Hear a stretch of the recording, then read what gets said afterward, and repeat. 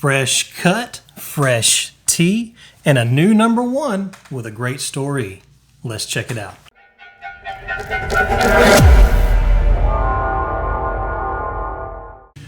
What's up, my people? Jacob here with Bone Claws Comics, and today we're taking a look at Heartpiercer #1. This is a brand new series from Dark Horse Comics, written by Douek and art by Gavin Smith. It is a very good story so far. Only the first issue has been released. I believe issue 2 comes out next week, and I'm really looking forward to it. I would have to say some inspirations have been taken from some really classic fantasy series. This is not a horror series that Rich has done in the past. This is more of a dark fantasy. But when I read it, it really brings to mind, namely Legend, the 1985 film by Ridley Scott that stars Tom Cruise, a young Tom Cruise, and the always amazing Tim Curry. As a matter of fact,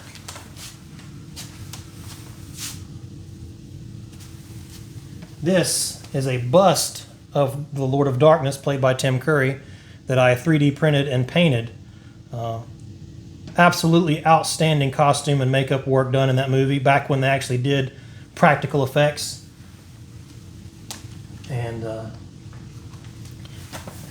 Tim Curry really does turn in a magnificent masterclass of a performance and character work for that film.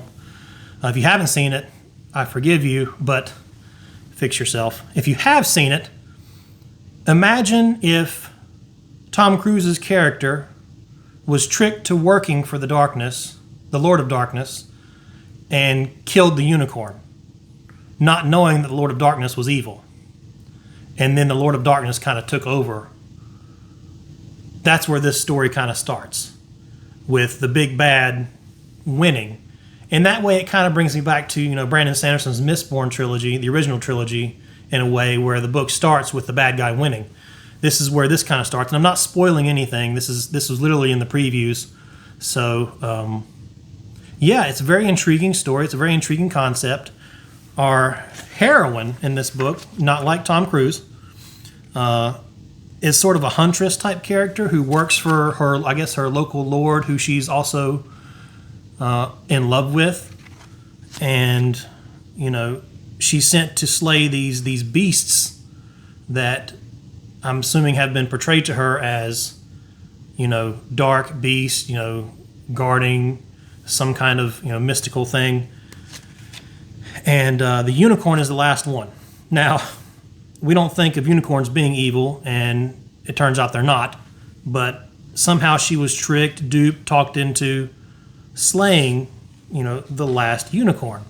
Now, our main character, Atala, is apparently the best there is at what she does. Wolverine. And that's slaying things. She's called the Heartpiercer because, she always pierces the heart, which is the fatal blow. And she slays this last unicorn. And I'm not going to say anything more about it right now. Maybe a little bit in the spoiler section at the end of this video. But there's some betrayal. There's, things turn on their head. Not everything is what it seems from her perspective. There's monsters, werewolves, all kind of magical creatures who are not good. And it kind of takes its run from there. And I really enjoyed it. This is not a deep, thoughtful book. You're not going to discover things about yourself. There is no, oh man, this is making me self-reflect, and you don't have to really dig deep with the storytelling, which is fine. It's great. This is not a mind bender. This is not elevated fantasy. This is I don't want to say basic, because basic it might have a negative connotation, but it's a really good, fun story, and I think that's what it was meant to be, and that's exactly what it is. The artwork is great. I love a good fantastical art with characters who transform, whatever you want to say. Landscapes, just for example here, just this panel, not spoiling anything, but just check out the character pieces, the artwork there. Really good stuff, really good stuff. Gavin Smith did a great job with the artwork in this book.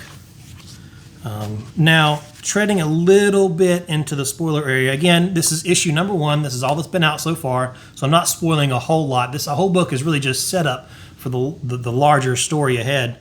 But you can stop now or skip ahead if you don't want the spoiler part. I'll put the tag down when the spoilers are over. But she slays this last unicorn and then reports to her lord that the unicorn has been slain. And instantly, her lord kills her. He stabs her through the chest and throws her off of a balcony down into a river, ravine, whatever.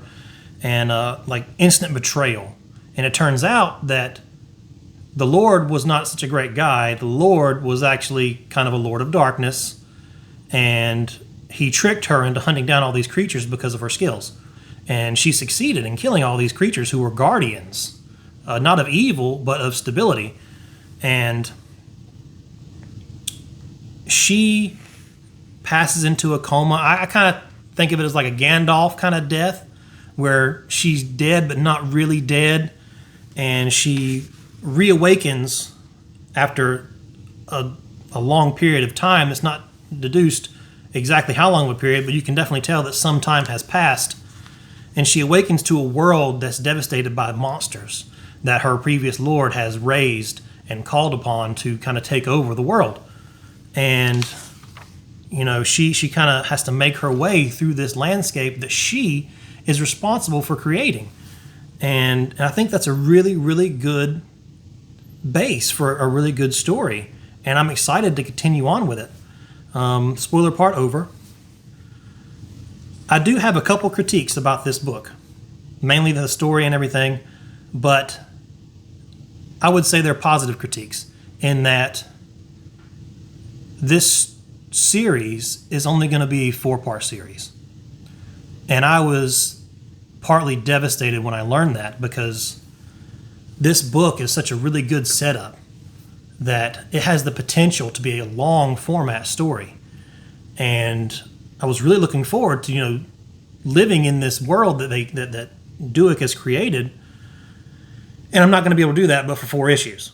Maybe if the series does well, they'll continue it in another series, but, you know, not often does a world get created where I'm like, man, I want to continue learning and reading and being in this world.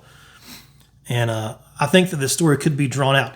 It suffers in the way that a lot of modern comics suffer, in that things happen so fast that it would really benefit from being drawn out a little bit. Like the hunt for all these creatures that she kills before she discovers that, you know, things are not what she thought. I think that could be several issues long. I mean, I would like to see that journey that she has hunting these creatures. And then, you know, building up the relationship with her and her lord. And then when things happen, it makes it more, you know, impactful. I don't know what's coming next in the next 3 issues, but I can tell you already that I'm going to want more than what I'm going to get. And that is a critique on my part. I guess you can call me selfish, you can call me greedy, but when I get a good story, I want more of it. And I'm only getting 4 issues of this story, which is kind of, you know, upsetting. But like I said, positive critique. I really enjoyed this book. I enjoy the art. I'm looking forward to seeing what comes next with this story. And if you haven't read it, check it out. If you want to chat about the book, if you have any comments in general, if you've read the book, let me know what you think about it in the comments below. If you're into fantasy, if you're into dark fantasy, it's worth your time. It's worth your money. It's $3.99 cover price. So this is not a $5, $6 book. It's very, very reasonable in price. And it is very much worth your money and your time. If you want a good story that's not too deep, that you can read through and enjoy your time reading, this is the one. This is the one. As always, you know, please support your local comic shops. If you don't have a local comic shop, let me know, because I want to know. One of my goals with this channel is to really spread awareness of good stories and good comics that people just don't have access to. And if you don't have a local comic shop, you know, you have to do all your ordering online or read digitally, which I did for a long time too, and that's fine. But nothing beats physical media. Nothing beats a floppy. Nothing beats, you know, the smell of a good book. And if I can find a way to bring those to you, that's what I really want. That's my goal, not just with this channel, but really one of my goals in life and my hobby and my love of this industry is to bring it to people who normally wouldn't have access. So if you don't have a local comic shop, you don't have somewhere you can go to get this book, let me know in the comments. I really want to know, and I really want to find a way to help. As always, if you can, support your local shop, and I look forward to talking with you soon.